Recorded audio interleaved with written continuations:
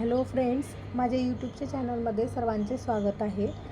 आता आपण हा व्हिडिओ अशासाठी बनवत आहे की मी जे 16 तारखेला स्टॉक सांगितले होते ते कसे वाढलेले आहे, तर तुम्ही बघू शकता की स्टॉकवर अभ्यास करू शकता, स्टडी करू शकता किंवा तुमच्या ॲनालिस्टला विचारू शकतात की स्टॉक कोणता घ्यायचा, काय नाही घ्यायचा, किंवा स्टडी करू शकता, स्वतः स्टडी करून घेऊ शकतात।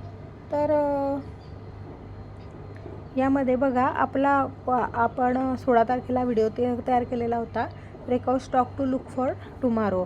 तर यामध्ये मी RVNL दिलेला होता, नंतर इरेडा दिलेला होता आणि एक स्टॉक होता लिबर्टी शूज। तर हे तिघं स्टॉक आज खूप जास्त वाढलेले आहेत। तर आपण बघूया ते कमीत कमी किती वाढलेले आहेत।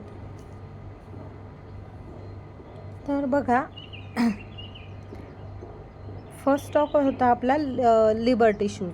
तर लिबर्टी शूजमध्ये त्याने हाय जवळजवळ 399 जवळपास 400च्या जवळ हाय मारलेला आहे। तर आता हा स्टॉक 13.46 सुरू आहे, पण हा स्टॉक जवळजवळ 18 ते 19% वाढून गेलेला होता।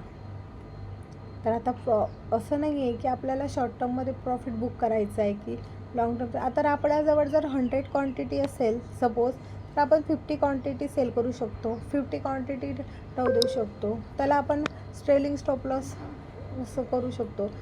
तर माझ्याकडे सपोज हा लिबर्टी शूज जर माझ्याकडे असतील 100 स्टॉक, तर मी 50 सेल करणार, 50 राहू देणार आणि ट्रेल करणार, आणि जर प्रॉफिट आपल्याला जसा होणार तसं आपण बुक करत जाणार। तर पुढचा स्टॉक आहे इरेडा हा बघा 8.16% वाढलेला आहे। याने हाय बघा आजचा त्याचा आता जवळपास हायच्या जवळच चालू आहे। तर 8% एका दिवसामध्ये। तर ज्यांनी हा इरेडा स्टॉक घेतलेला होता, मी तर म्हणते त्याचंच टार्गेट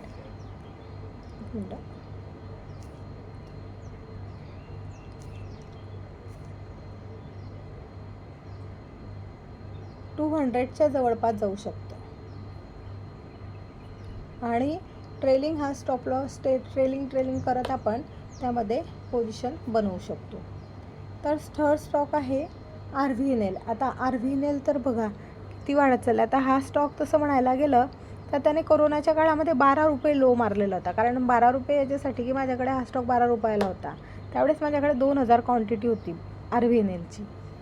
पण कसं असतं ना, आपण एवढं कसं थांबणार, आपण ट्रेलिंग स्टॉप लॉस करत जरी गेलं तरी हा स्टॉप लॉस माझा हिट झालेला होता खूप आधीच, आणि मी ही पोझिशन हे केलेली होती, प्रॉफिट बुक केलेली होती।